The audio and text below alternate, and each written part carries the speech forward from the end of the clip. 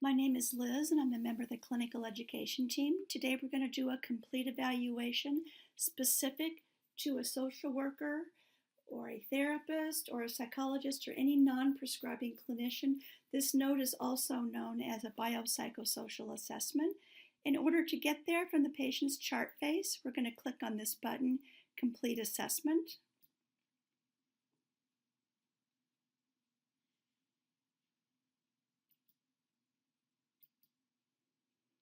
And it takes us into the History of Present Illness tab specific to the non-prescriber. You can see here we have an opening sentence. Snow is a married Canadian 60-year-old woman. Her chief complaint is, and you would type that in. I'm so depressed since my twin sister committed suicide. The workflow is left to right across the tabs and the same on each page, left to right, and moving top to bottom. Top to bottom, top to bottom. Let's come over here and look at patient has symptoms of, and I'm going to go down here to the depression shrub and click on that, and we're working in the depression area. We're just going to work our way down and go through the prompts in this shrub. Information was received from the patient and also from the patient's family.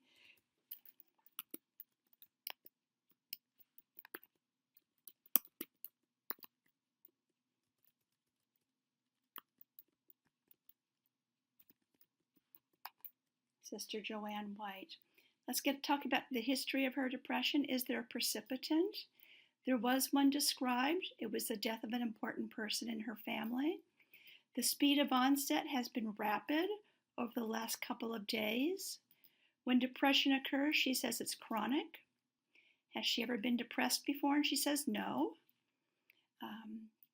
Current symptoms, you only click on the symptoms that the patient tells you about. You don't do acting out denies or anergia denies. So our patient says she has anergia, she has anhedonia, crying spells, guilt, and sadness.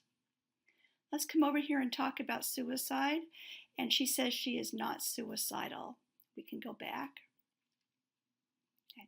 You have other areas that you could work in here too as well. If the patient was anxious, you could go into the anxiety shrub. If your patient was hearing voices, for example, you could go into the psychosis shrub. We also have this list of buttons here to the left of these buttons under symptoms.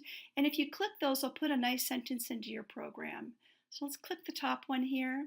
And it says here that Snow denies ever having been sexually, physically, or emotionally abused.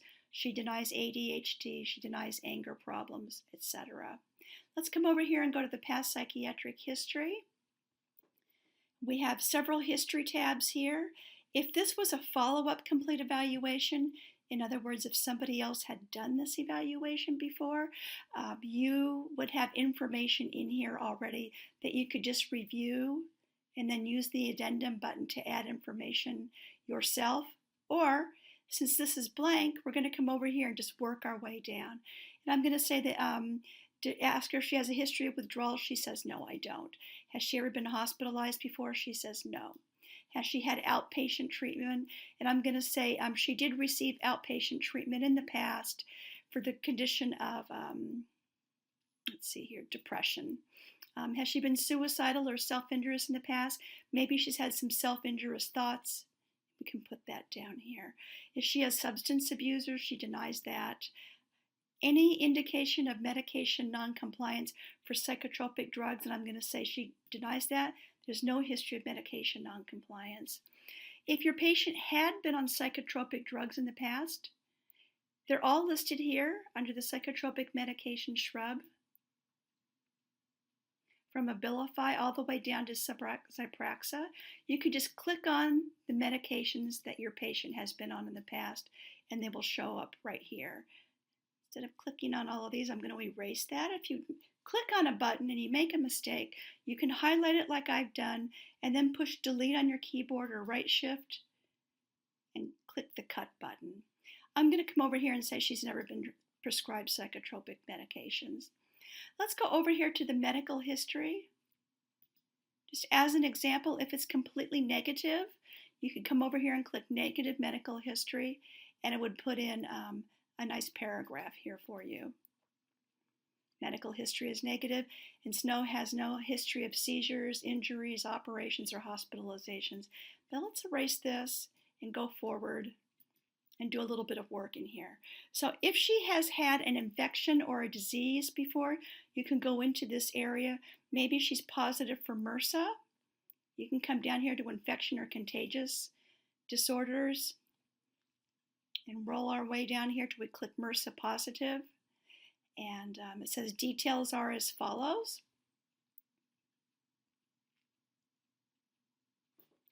And you could type in a sentence here.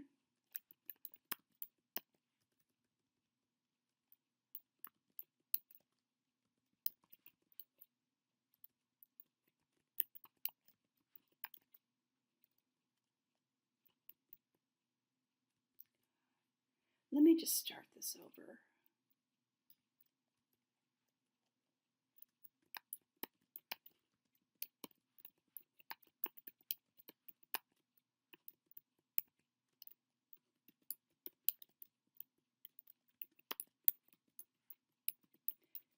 So she remains positive despite a 3-month trial of vancomycin.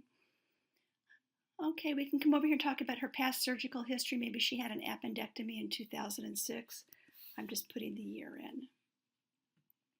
Adverse drug reactions have to do with medications. I'm going to say she doesn't have any. Allergies or food medications, she denies those as well. If she has a current medical diagnosis that you want to capture, let's say she has a seizure disorder.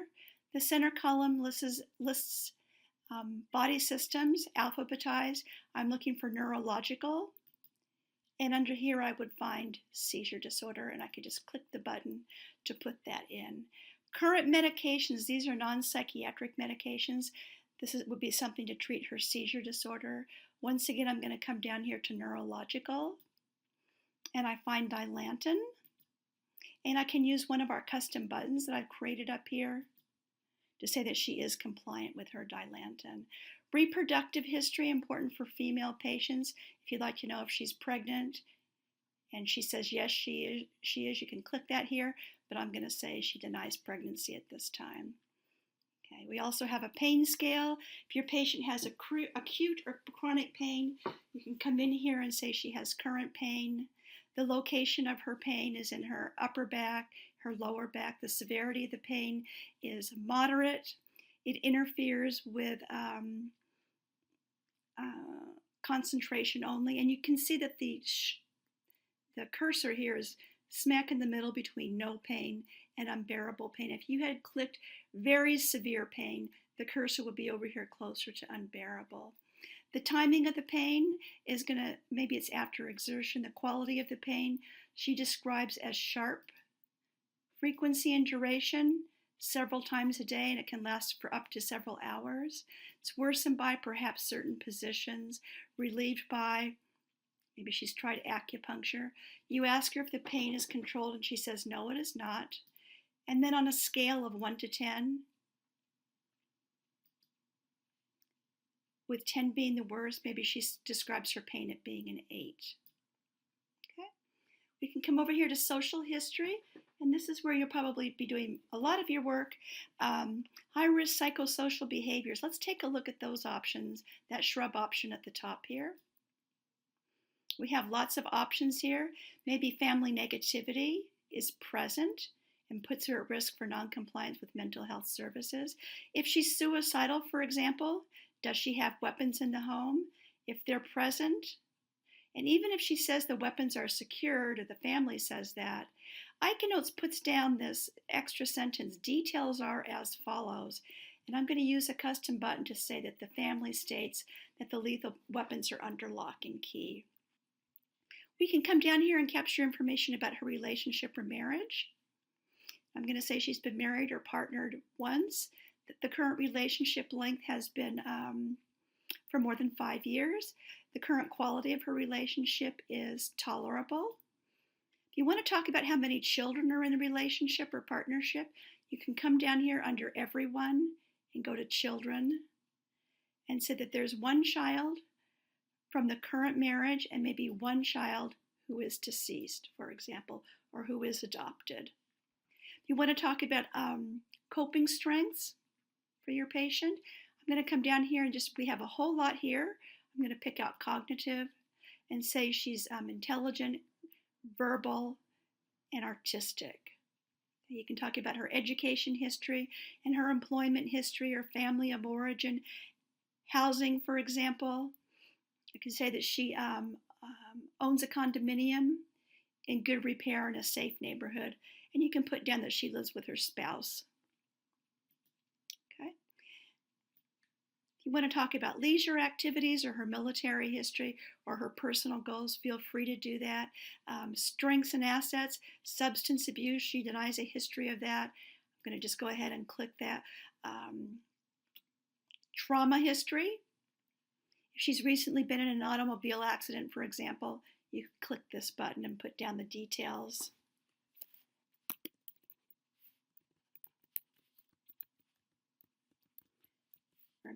Occurred in December of 2015.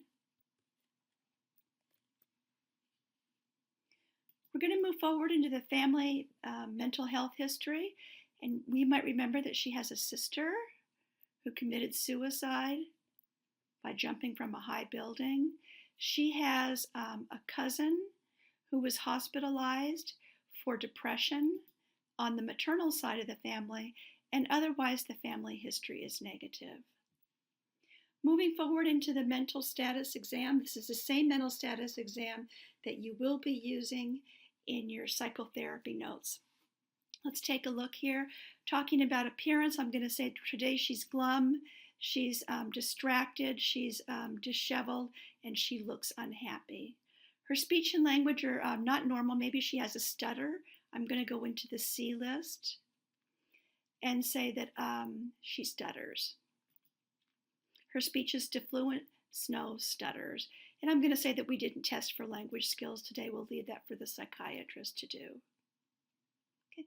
Her mood is not elevated or euthymic. She's depressed. Let's say that it's moderate. She's sad. She's tearful. Slowed speech and thought. She denies being suicidal. Her affect, if it was normal, you could click here, or we could go into the C list. I'm going to say that her affect is blunted and that she stares at the floor. I'm using a custom button over here. These are buttons that you can make on every page of the program and push in sentences that are pertinent for your patient.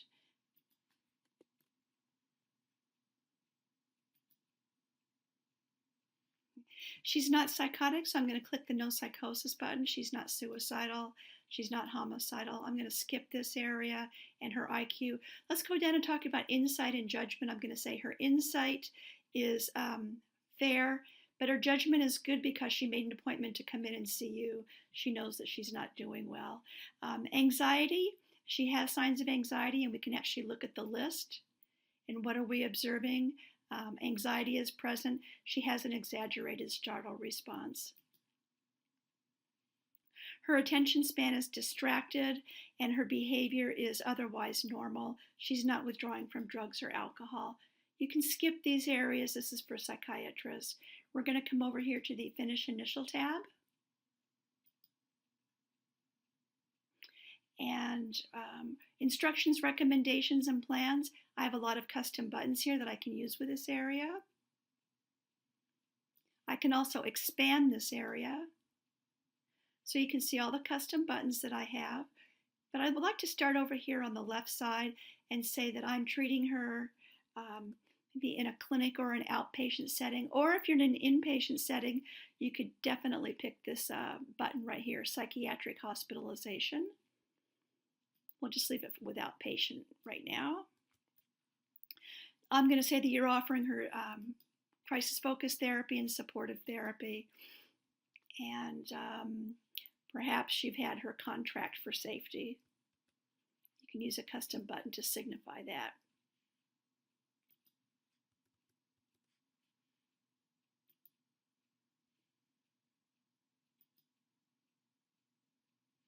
Okay.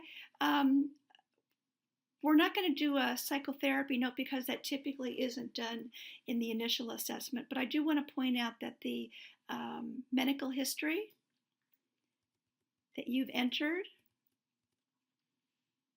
from this tab also shows over here in this pink field.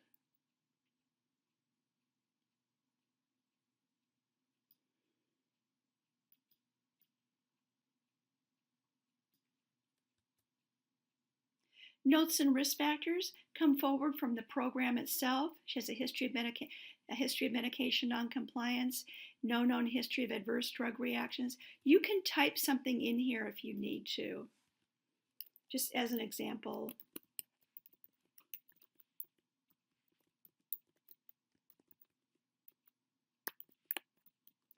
History of cutting when she's anxious, or a history of pacing the hall, or not being able to sleep at night and wandering, or whatever it might be that's particular to your patient. We've already put in some diagnosis up here from ICD-10. Justification for level of care we don't need to use now, but we do have a suicide and a violence risk assessment I'd like to take you into. Okay, we're now in the field for the suicide and violence risk assessment. Once again, it's a shrub that we're going to work from top to bottom. Is there a history of risk factors? And I'm going to say yes. She has a suicidal family member who completed suicide. What are her current risk factors? I'm going to say that she has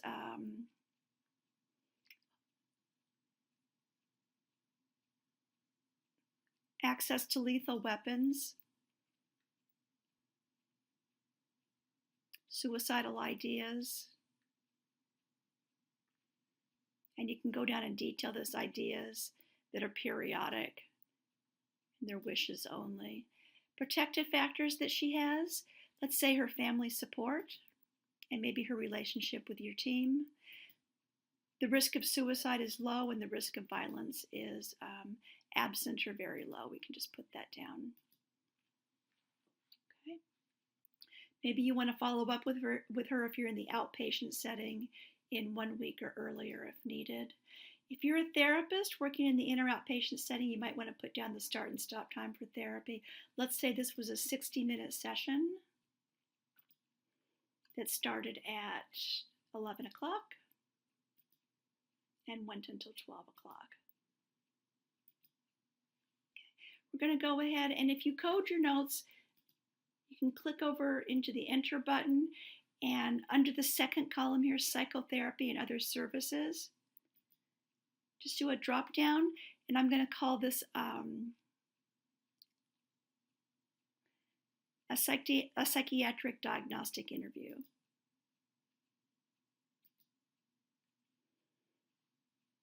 Okay, we're ready to go ahead and compile our complete evaluation.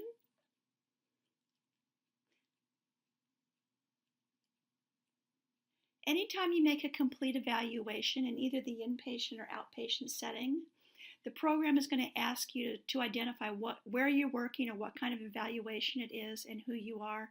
And I'm going to say that this is specifically a biopsychosocial assessment. And I could say here that I'm the psychologist, for example. Or I could come down here and say that I'm the social worker, Liz Lobeo, social worker, by using a custom button. When I click continue, we're going to see our compiled note.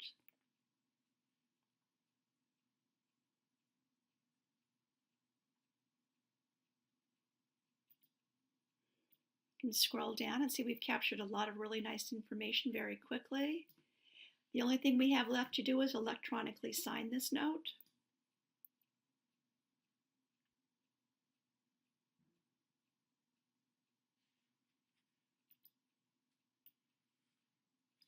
Our e-signature displays right here, making this a legal document. We'll go back to the chart face. And here's our biopsychosocial assessment that's been electronically signed.